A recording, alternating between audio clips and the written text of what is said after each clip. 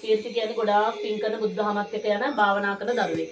තේරුණාද කීර්ති මට පෙන්වන්න මේ විදිහට කීර්තිට හොඳට අර භාවනා යෝගීව දේවල් දැනෙලා තිබෙනවා. දැන් කීර්තිට පේන දේවල් සියලුම දේ නැති වෙලා දෙනවා. හරිද පුතේ?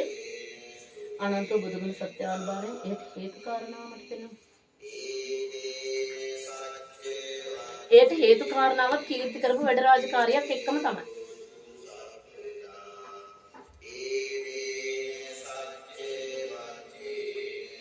ඔයාගේ ජීවිතේ ඔයාට විපාක කියලා හිතන කාලයක් තිබ්බද?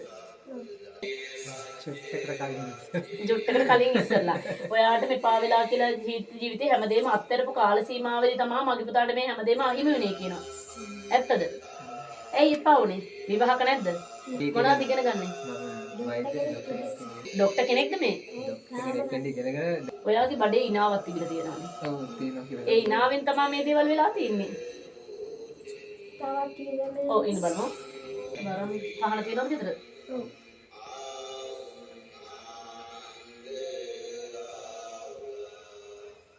ඔයා පත්තිනේට පහන තියෙනවද?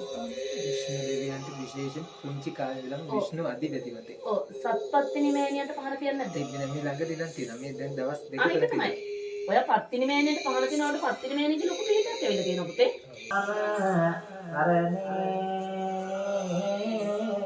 අයියා කියන පුතාගේ රාත්‍රී පිටක් කරලා ගන්න. මම එයාට මකුරලා පොඩි වැඩක් කරන්න හදන්නේ. පොඩි මැජික් එකක් දෙන්න හදන්නේ. අම්මා අයියා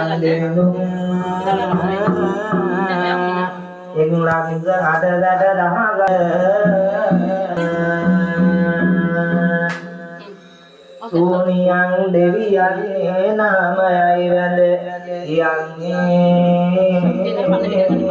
වරදොම වන්නේ සුතන් මලදන් බලං ඇති දේවතා මේ ගම වට කර සීමාදී හරිතා වදින් යහන ගහකින් රතයක් පදගෙන වදිතා පොළොවෙන් රතයක් පැදගෙන වදිතා මේ ගම් පරවිනේ සරගා එවිලනේ ඉසකර කොළ ආරුඩයක් එන්නේ නැද්ද?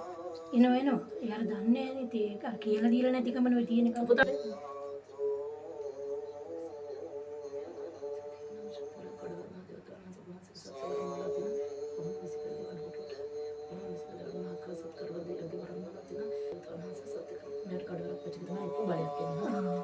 කඩවරප්පච්චිගේ ප්‍රධාන කොට වරම වෙනවා.